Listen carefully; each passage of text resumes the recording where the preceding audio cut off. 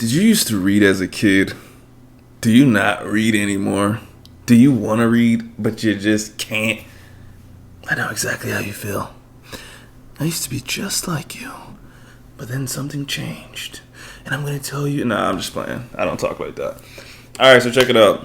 I'll tell you a little bit about my history with this subject, and then I'll tell you some things that I think cause it and some ways that you can fix it, right? So...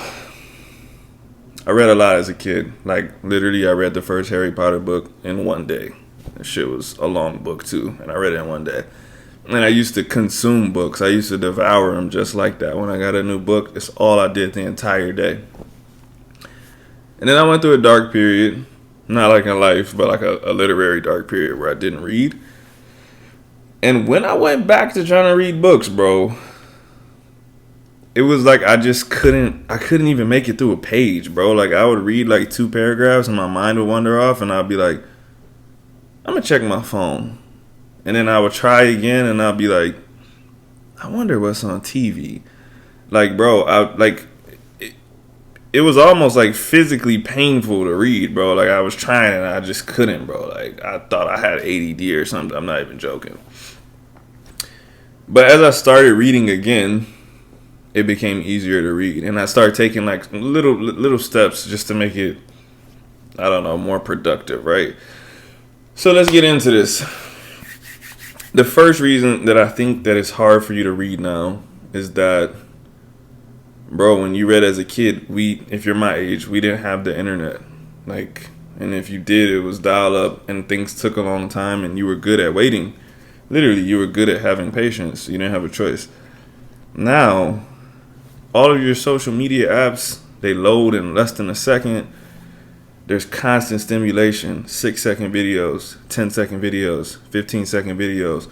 Like, you get a bunch of information in a little bit of time. And, like, it's passive. You're not even doing anything. It's just, like, coming to you.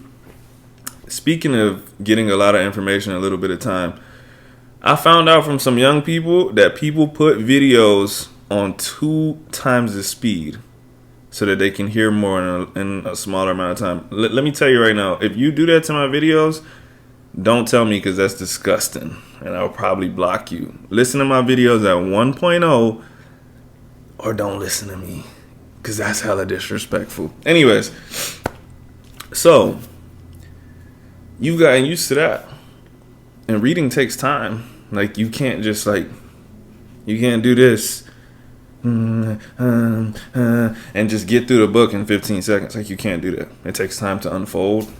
You have to imagine all the characters and the events and the places yourself, which is the cool thing about books, by the way.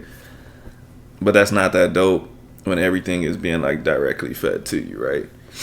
So that's the first thing. That's the first reason why I think it's hard to read.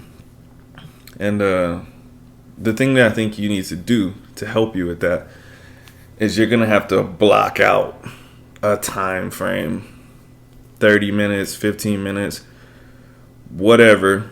Make it the same time every day, and you're going to have to sit down and say, I'm not doing anything except reading, because it's the only way you're going to get back into it. Like, really, it's super hard to read if you haven't been reading for a long time. So you have to just block out that time, get used to reading again, get used to not having some fast information coming at you, and get used to having to work through something, essentially.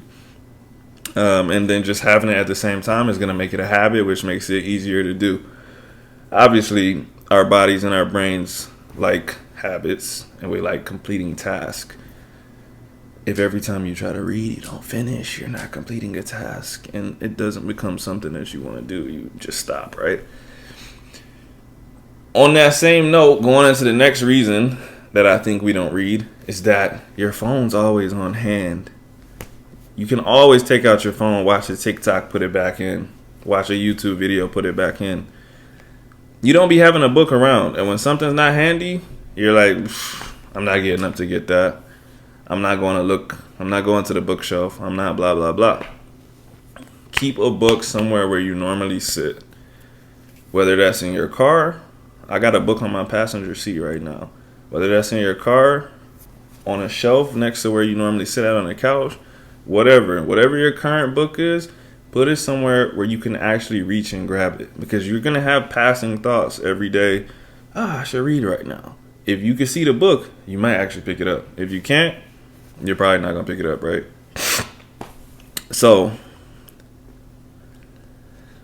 let's go past that point. The third point, this is pretty simple. Like, you're bored by the stuff that you're reading. A lot of people feel like they have to read certain kinds of books because they're adults and whatever. No, you don't. And I actually recommend that you read like a young adult novel or a thriller to get back into reading, because it's exciting and it's quick. Like when you read a kid's book, not a kid's book, a young adult book, they get right into it. You know what I'm saying? Harry Potter, like, they're just straight up naming the characters. Hey, I'm reading it in Spanish. I'm trying to think of what his name is. He who must not be named. They name him, or they say who he is in the first chapter. Oh, he died. Oh, the kid with a lightning bolt on his forehead. All of that's happening in the first chapter. Versus some other stuff, bro, the heavy stuff, you might be 3, 4, 5 chapters in, and you're like, bro, I still don't know what's going on. You know what I mean? Because that's just the nature of those kinds of books. Don't start reading those books. You're not going to like it. Okay? Let's talk about why you should read, because that's important too, right? If you don't have a good reason for wanting to read, none of this stuff that I'm saying even matters, right? So I actually made myself a little guide for this part so I didn't say the wrong stuff, right?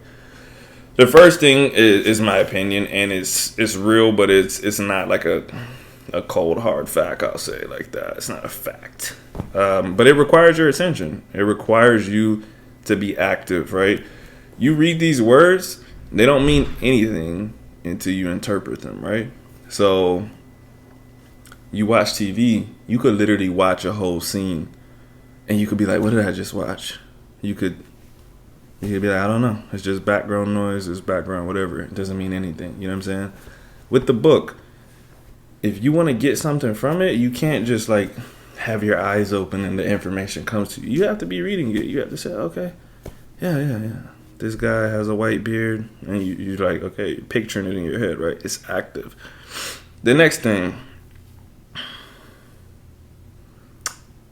I'm gonna put the study on the screen, okay? I'm gonna put the study on the screen. It's a study in 2013 that said that children that watch TV versus reading books, and obviously, like, it's more specific and detailed than that, but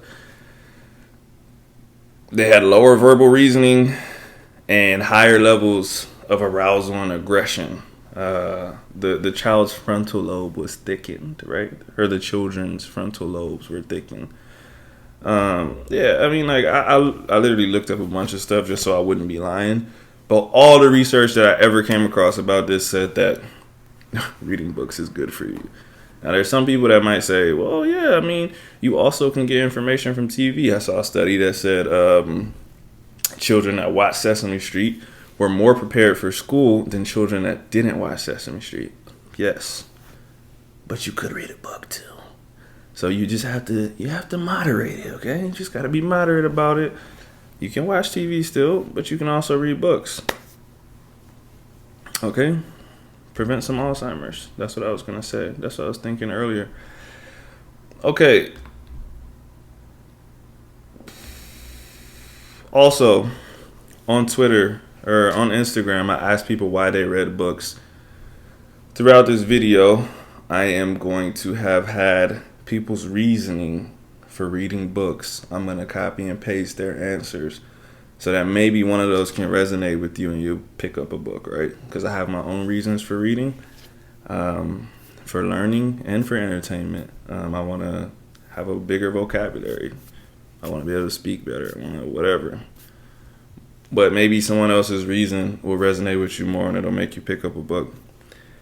Anyways, I think that just about covers it. I don't want to do a 20-minute video. I could go more into depth with it if anyone has any questions or wants me to do a second part, but I think that's it. Hopefully, something about this video gets you back into reading. Have a nice night. Thank you for watching.